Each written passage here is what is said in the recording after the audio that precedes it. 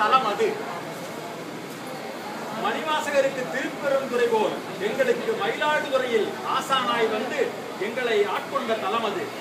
நாங்கள் உன்னை அறிந்தது ஓராண்டுக்கே, ஆனால் அடிமையானதோ ஒரு ஆயுட்காலம். குரு சிஷ்ய உறவுக்கு இலக்கணம் உண்டோ அது எங்களுக்கு தெரியாது. ஆனால் இலக்கியமாய் நாம் எல்லோரும் அது போதும் எங்களுக்கு. நம் நட்பிற்கு பல பரிமாணங்கள், அவை நினைத்தாலே இனிக்கும் நிலாக்காலங்கள்.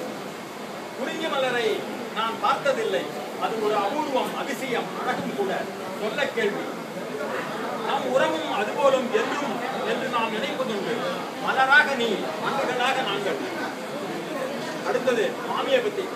வாசுகையை போன்றதோர் வாழ்க்கை துணை நலம், முற்றும் பவழமுமாய் நன்மட்கள் பேரு. வாசுகையை போன்றதோர் வாழ்க்கை துணை நலம், முற்றும் பவழமுமாய் நன்மக்கள் பேரு. செல்விருந்து ஓம்பி வரிவிருந்து பார்த்திருக்கும் செந்தன்மை.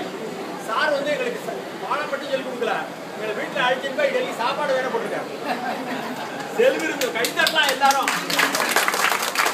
டெய்லி சாப்பாடு போட்டு சொல்லி கொடுத்த ஒரே ஆசான் இவர் தான். நன்றியோடு மாமியோட கைங்கரியம். செல்விருந்து ஓம்பி வரிவிருந்து பார்த்திருக்கும் செந்தன்மை. வள்ளுவன் இலக்கணத்துக்கு இலக்கியமானது உன் இல்வாழ்க்கை. ஏனென்று தெரியவில்லை, எங்கள் வாழ்க்கை பயணத்தில் நீ துருவ நட்சத்திரமாக இருப்பதாலோ அல்லது மாறாத இளமையில் மார்க்கண்டேயனாய் இருப்பதாலோ ஏனென்று தெரியவில்லை. அந்த சிரஞ்சீவிகள் வரிசையில் உன்னையும் சேர்த்து பார்க்க எங்களுக்கு ஒரு ஆசை.